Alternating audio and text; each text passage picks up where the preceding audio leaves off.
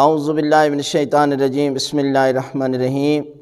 شوہر کو یہ جملہ بولنے والی عورت ضرور جہنم میں جائے گی۔ اللہ کے رسول حضرت محمد مصطفیٰ صلی اللہ علیہ وآلہ وسلم نے فرمایا کہ جہنم میں سب سے زیادہ عورتیں جائیں گی، اور دوسرا جملہ بھی فرمایا کہ جنت میں بھی سب سے زیادہ عورتیں ہی جائیں گی۔ اس کی وجہ یہ ہے کہ عورتوں کی تعداد زیادہ ہے۔ قرآن مجید نے جو بیان کیا نا، ایک مرد 4 بیویاں رکھ سکتے، 4 شادی کر سکتا ہے۔ اس کا مطلب یہ ہے کہ عورتیں جو ہے وہ مقدار میں زیادہ ہیں اور ان کی تعداد زیادہ ہے۔ جب ان کی تعداد زیادہ ہے تو یقیناً وہ جہنم میں بھی زیادہ جائیں گی اور جنت میں بھی زیادہ جائیں گی۔ لیکن یہ عورت ضرور جہنم میں جائے گی۔ وہ کون سی عورت ہے؟ وہ ہے کہ جو ناشکری کرنے والی ہے۔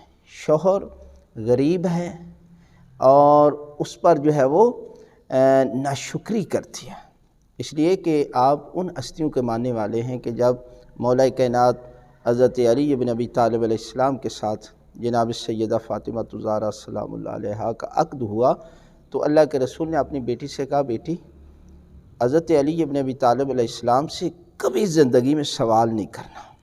اور جناب سیدہ نے مولا کائنات سے زندگی میں کبھی کوئی سوال نہیں کیا، کبھی شکوہ نہیں کیا، فاقے تھے، پھر بھی پروردگار کا شکر ادا کیا، اور مال بھی آ گیا تو مال کو بھی اللہ کی راہ میں خرچ کر کے پروردگار کا شکر ادا کیا۔ یعنی غربت ہو تو پھر بھی شکر پروردگار، اور اگر مال بھی آ جائے تو پھر بھی شکر پروردگار۔ لہٰذا عورت کو چاہیے کہ وہ شکر ادا کرے، آپ پروردگار نے مجھے شوہر عطا کیا کہ جو میرے لیے جو ہے وہ اتنی محنت کرتا ہے، مزدوری کرتا ہے، اتنا کام کرنے کے بعد وہ اس نے مجھے 4 دیواری میں عزت دی ہے، احترام دیا ہے، تو اگر اس پر شکر ادا کرے گی تو جنت میں جائے گی، اور اگر اس پر ناشکری کرے گی تو یہ عورت جو ہے وہ جہنم میں جائے گی۔